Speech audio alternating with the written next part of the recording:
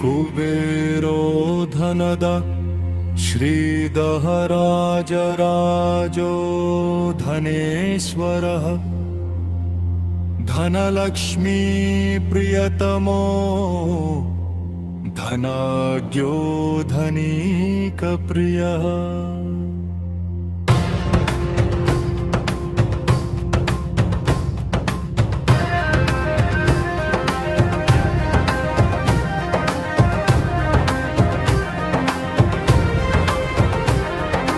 दाक्षिण्यो धर्मनिरतः दयावन्तो धीररतः दिव्यलक्षण सम्पन्नो दीनार्ती जनरक्षकः।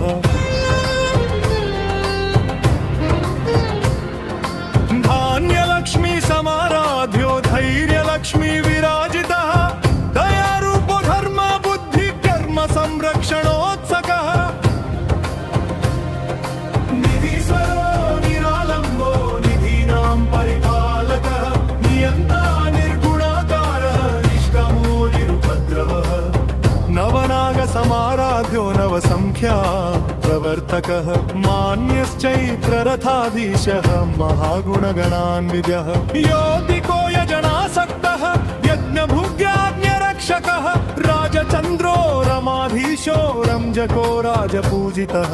विचित्रवस्त्रवेषाच्च वियद्गमन मानसः विजयो विमलो वन्द्यो वन्दारो जनवत्सलः। विरूपाक्ष प्रियतमो विरागी विश्वतोमुखः सर्वव्याप्तो सदानन्द सर्वशक्ति समन्वितः।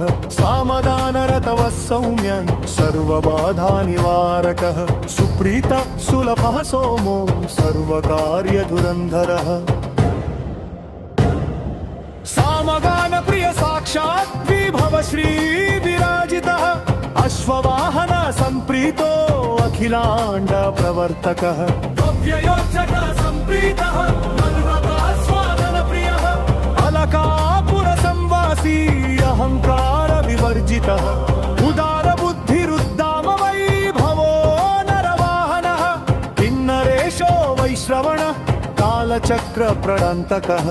अष्टलक्ष्म्या समायुक्तः अव्यक्तोर्मल विग्रहः लोकाराध्यो लोकपालो लोकवन्द्यो सुलक्षणः।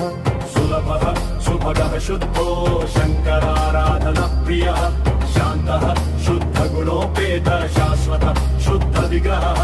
सर्वागमज्ञो सुमतिः सर्वदेवागणार्चकः शङ्खहस्तधरः श्रीमान् पुरन्योदी परात्परः। शमादिगुणसम्पन्नः शरणयो दीनवत्सलः परोपकारी पापघ्नः तरुणादित्य सन्निभः। सर्वगुणोपेतः सुरेन्द्र समवैभवः विश्वख्यातो वीतभय अनन्तानन्त सौख्यदः। प्रातःकाले पठने स्तोत्रं शुचिर्भूत्वादिवेदी तेन प्राप्नोति पुरुषश्रियं देवेन्द्र सन्निभम् इति श्री कुबेरस्तोत्रम्।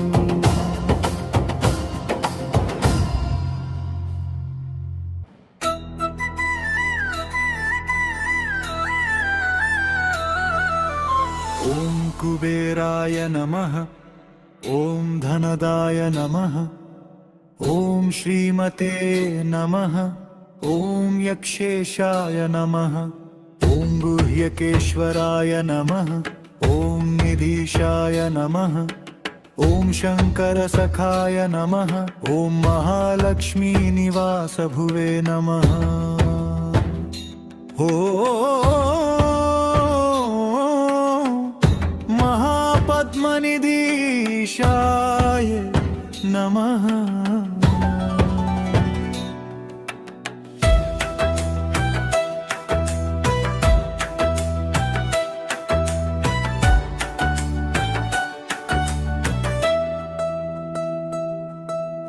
ॐ पूर्णाय नमः ॐ पद्मनिधीश्वराय नमः ॐ शङ्खाख्यनिधिनाथाय नमः ॐ मकराख्यनिधिप्रियाय नमः ॐ सुकच्छपनिधीशाय नमः ॐ मुकुन्दनिधिनायकाय नमः ॐ कुन्दाख्यनिधिनाथाय नमः ॐ ॐ नीलनिध्यधिपाय नमः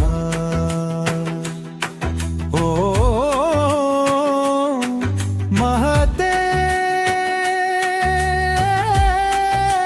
नमः ॐ खर्वनिध्यधिपाय नमः ॐ पूज्याय नमः ॐ लक्ष्मीसाम्राज्यदायकाय नमः ॐ लीलाविडापुत्राय नमः ॐ कोशाधीशाय नमः ॐ कुलाधीशाय नमः ॐ अश्वारूढाय नमः ॐ विश्ववन्द्याय नमः ॐ विशेषज्ञाय नमः ॐ नलकुवरनाथाय नमः ॐ मणिग्रीवपित्रे नमः ॐ गूढमन्त्राय नमः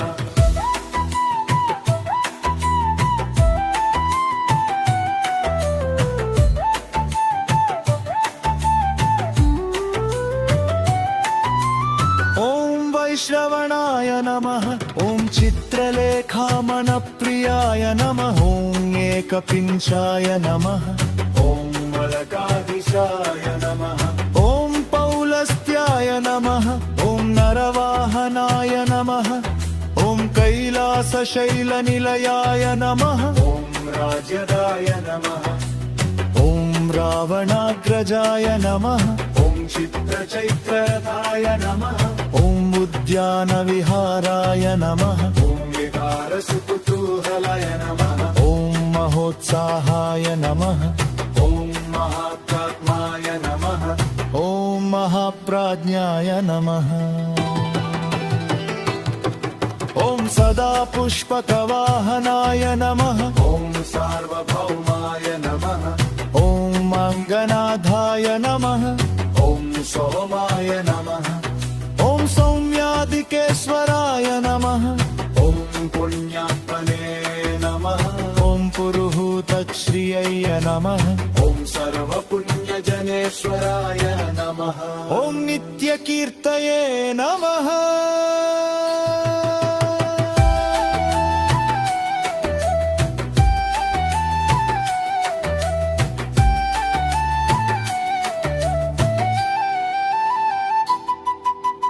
ॐ निद्रिवेत्रे नमः ॐ लङ्काप्रार्थननायकाय नमः ॐ यक्षिणीवृताय नमः ॐ यक्षाय नमः ॐ परमशान्तात्मने नमः ॐ यक्षराजाय नमः ॐ यक्षिणीहृदयाय नमः ॐ किन्नरेश्वराय नमः ॐ किंपुरुषनाथाय नमः ॐ कारयूधाय नमः ॐ वशिने नमः ॐ ईशानदक्षपार्श्वस्थाय नमः ॐ वायुवामसमाश्रयाय नमः ॐ धर्ममार्गैकनिरताय नमः ॐ धर्मसम्मुखसंस्थिताय नमः ॐ विद्येश्वराय नमः ॐ धनाध्यक्षाय नमः ॐ अष्टलक्ष्म्याश्रितालयाय नमः ॐ मनुष्यधर्मिणे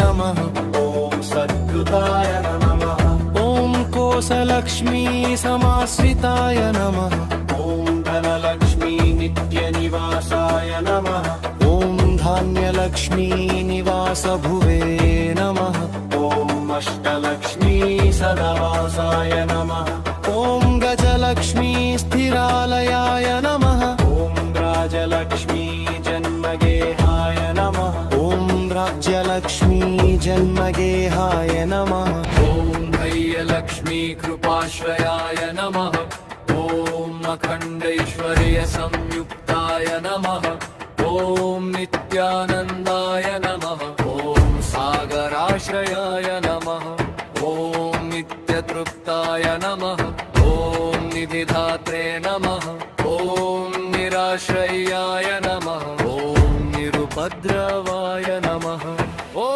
नित्यकमाय नमः ॐ निराकाङ्क्षाय नमः ॐ निरुपाधिकवासभुवे नमः ॐ शान्ताय नमः ॐ सर्वगुणोपेताय नमः ॐ सर्वज्ञाय नमः ॐ सर्वसम्मताय नमः ॐ सर्वाणि करुणापात्रयाय नमः कृपालयाय नमः ॐ गन्धर्वकुलसंसेव्याय नमः निजरू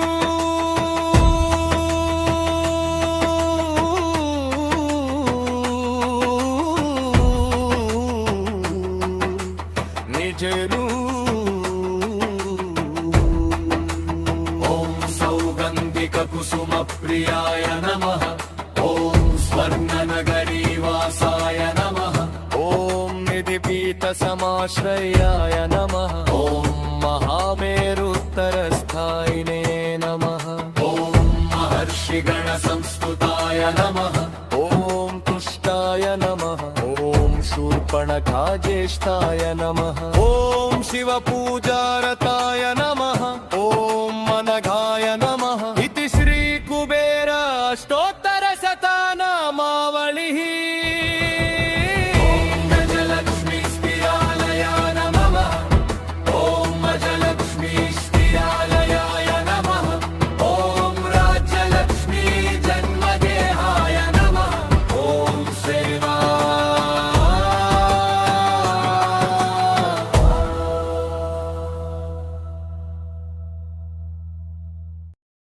థ్యాంక్స్ ఫర్ వాచింగ్. వీడియో నచ్చితే లైక్ చేసి షేర్ చేసి కామెంట్ చేయండి. ఛానల్ని సబ్స్క్రైబ్ చేసుకోండి. మరిన్ని అప్డేట్స్ కోసం బెల్ ఐకాన్ ట్యాప్ చేయండి. ఛానల్ని సపోర్ట్ చేయండి. Thank you so much. By by. Have a good day.